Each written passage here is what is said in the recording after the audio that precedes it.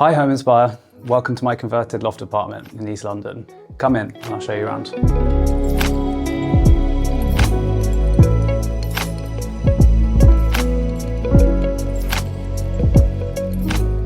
So I bought the flat in 2016. When I first bought it, it didn't look anything like it looks now. Initially, I had plans to maybe move a wall or two, but in the end we ended up just deciding to dismantle the whole thing and start from scratch and build again. It's a converted school, so it was a school built sometime in the Victorian period, couldn't give you the exact date, and then it was converted in the 1980s into flats, and each flat in the building was essentially a room in the school. So one flat is the gym, one flat is, or various flats are classrooms. This flat, as I understand, was once a classroom. So this is the entrance hall, which is quite similar to how it was when I first bought the flat. In the old design, you'd come in through the front door here and you'd turn left straight away to a small door that was here, which took you into the main living space. These stairs weren't here at all. There was just a wall that was here. And there was also just a wall on this side as well, with a bathroom on the other side. That bathroom's now gone and we've put in a smaller downstairs loo area. So this is the main living space, as you can see. So this really has changed from when I first bought the flat. When you came in through this door that was just to my left, you'd walk into the double height space, which ran from here to that back wall. So in that case, you had only 2 windows worth of the double height ceiling. That living space was all pushed down one end. So as you can see, obviously now we've put a mezzanine up in that space, which is kind of one of the windows wide, and that's one of my bedrooms. And then underneath, we've kind of turned it into a more kind of practical living space. So I've put in shelves and there's a TV area and a workstation as well. So it's still functioning as a living space, but it's just more practical. The paintings are by a Spanish artist called Albert Medula, and I actually had them commissioned a couple of years ago specifically for this space. He has quite a distinctive style, so I knew that he did these kind of bright coloured faces, and so I really wanted something that really stood out amongst those kind of muted colours. Neither of them are me. People ask me that all the time. Also, you can see obviously the exposed brickwork. That was all plastered over when I first bought the flat, and obviously I wanted to give it that kind of lofty, sort of rustic textured feeling, so we ended up stripping all that plasterwork off the bricks, which I think makes for a really, really nice effect, particularly with the dark painted shutters. So the only thing that we've actually kept from the original flat, or at least one of the only things, are the floorboards. So these floorboards, I believe, were here in the classroom back in the Victorian times where this building was functioning as a school. And they're beautiful floorboards and we wanted to keep them. So we took them up, put in some sound insulation underneath, because the sound insulation in this building was appalling, and you could honestly hear the neighbours speaking downstairs and upstairs before we put it in. And we like to have a party, so we wanted to make sure that we weren't bothering our neighbours too much when we had people around. So we put a double layer of sound insulation underneath. We then put underfloor heating down as well, and then put the floorboards back on top. And what we also found was when we took up the floor, we found some older floorboards. The builders were going to chuck them out, and I said to them they were far too nice to throw out. So what we ended up doing was using them to make these shelves. So these are all the old floorboards that we found underneath. So looking at the mezzanine floors that we put in, one of the challenges was that standard floor depth is something like about 1 foot. And if we use those measurements, we would lose a lot of ceiling height above and below. And given that I'm 6'1", it made it a bit too tight for me to be underneath. So what we ended up doing was we got a specialist engineer in to put in these floors. Don't ask me what the technicalities are of how they did it, but basically they had this sort of engineering technique which allowed them to make the floors much, much thinner and much more compact. So where we're standing now, there was actually a mezzanine floor that came from that far wall all the way over to this pillar here, and as I mentioned before, it was quite low, so when I was underneath it, it was almost banging my head on it. But that made for a large kind of open mezzanine floor upstairs, which was actually open to the downstairs. It looked cool, but kind of not that practical for a bedroom if your bed is literally exposed to what's happening downstairs and cooking and all that kind of stuff. So we took out that mezzanine floor entirely, so you have now the benefit of this really nice 3-window wide kind of open living space, which we really wanted to kind of capitalize on as part of the design, because that's what makes these buildings so interesting and special. in terms of what it looked like down here, the kitchen was in an L shape that was kind of here and cut across the room to here. So you can imagine sort of kitchen area here, mezzanine coming along the top to about here, and then this sort of this open double height space down this far end. So people always ask me about these horns that are on the windowsill and ask me why I have elephant tusk kind of contraband in my flat. They're not elephant tusks, they are from a certain type of Highland cow, I think. The other thing to mention is the table. So the table is actually made out of old scaffolding boards, and the thinking there was that obviously we needed a huge table to fill the space, and buying a kind of proper dining room table to put in it would have been like ridiculously expensive. So we were like, why don't we just use these old boards, stick them on a frame, and that's the table that we now have had since we moved in.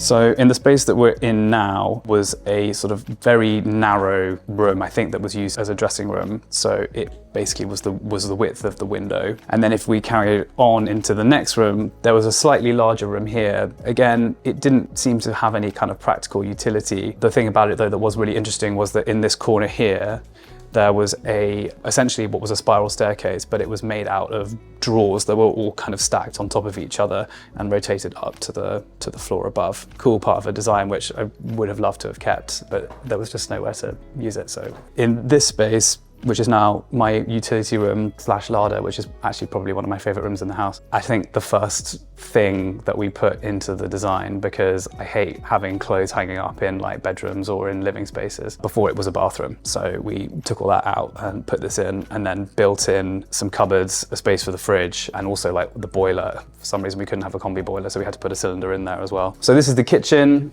This flat is obviously kind of built for entertaining. I personally love to cook, so I really wanted like a large kitchen which could have plenty of space to make and prepare food, and also to store like 1,000 utensils, which I seem to collect over time. Obviously big cooker with 6 hobs, which I use all the time. And then the rest of the kitchen, you know, again, it's all sort of open plan. The idea being that I can prepare food here whilst talking to my guests. The sign, I didn't have it commissioned. It was given to me by a friend of mine for my 18th or 21st birthday. I can't actually remember which. She saw it when she was on a night out in South London and decided that she would go back on a separate night with a load of tools in her bag to nick the sign and gave it to me as a present.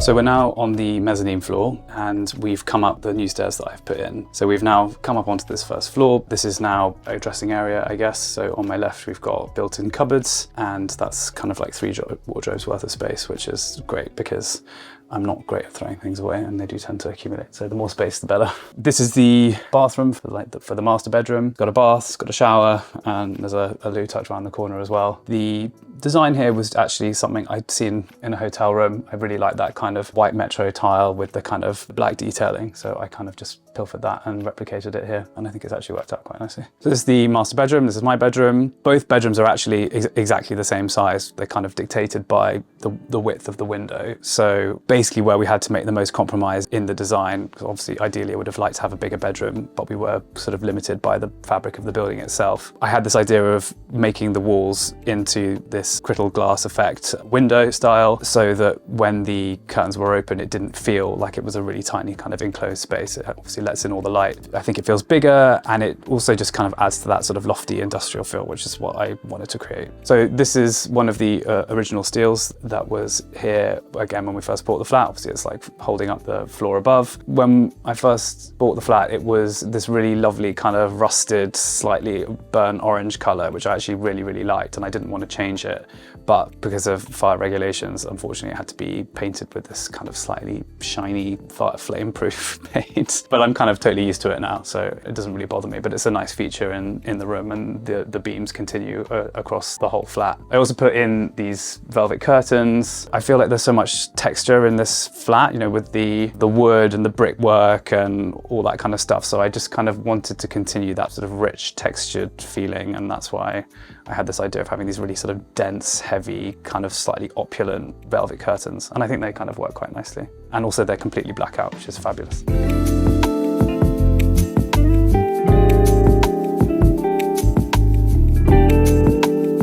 So now we're in what was the old bell tower of the school. It's not connected to my flat. It's actually, you have to go out the front door, go all the way up the stairs, right to the top of the building, and it has its own little front door. So it's a sort of self-contained little unit that sits on the top of the school. Why does it belong to my flat? I have absolutely no idea. I think what happened was the previous owner of my flat had the opportunity to buy it from the freeholder that owns the whole building, and I guess it was kind of auctioned off to the highest bidder. So it's this kind of quirky space that sits on top of the building and also has a bit of outside space as well, which I'll show you in a second. So this has been completely converted as well since I bought it. It's been a torturous project. Basically everything that could have gone wrong has gone wrong, but we are very, very, very close to having it finished. All this joinery is all being kind of custom made. Because the space is so small, everything kind of had to be custom to actually fit in the space. We had the benefit of height, but not the benefit of width. So you've got a kind of kitchen unit here. There's no cooking facility and we're not going to put one in, but the idea is you've got a sink and somewhere to make a coffee, and there'll be a fridge under here. So you've got sort of at least like some way to have some refreshments. And then on this side, you've got a bathroom, which has been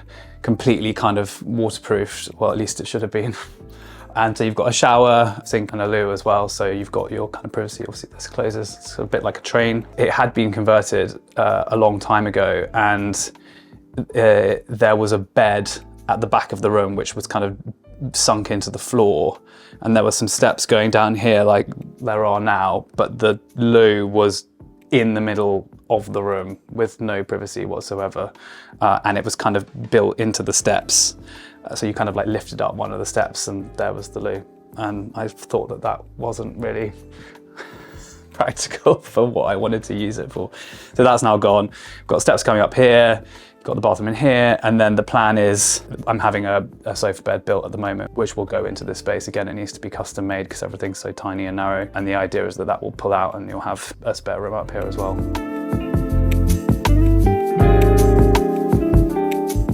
So this is the terrace outside of the tower. You come through these little windows here, and then this is my outside space, which still needs to be furnished and finished, but hopefully in the not too distant future, again, that will be done. You've obviously got the tower here. You've got a shower, should you want to wash yourself in front of like the entire London skyline.